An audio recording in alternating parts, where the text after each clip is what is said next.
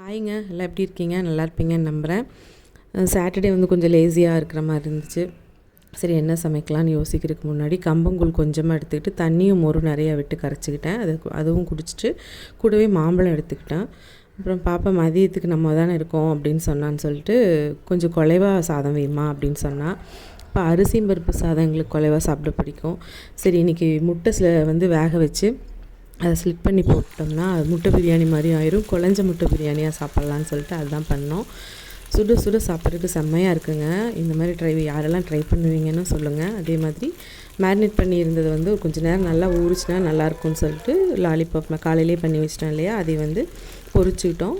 கூடவே இந்த பிரியாணி குழஞ்ச பிரியாணி வச்சு சாப்பிட்டாச்சு. அப்புறம் ரசம் சாதம் வச்சுருந்தோம், தயிர்.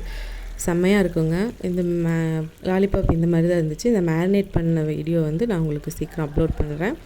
டைம் இருக்கிறப்ப செக் பண்ணி பாருங்கள். நம்ம சேனல் பிடிச்சிருந்தால் லைக் பண்ணுங்கள், ஷேர் பண்ணுங்கள், கமெண்ட் பண்ணுங்கள். மறக்காமல் சப்ஸ்கிரைப் பண்ணிவிட்டு நம்ம சேனல் பாருங்கள்.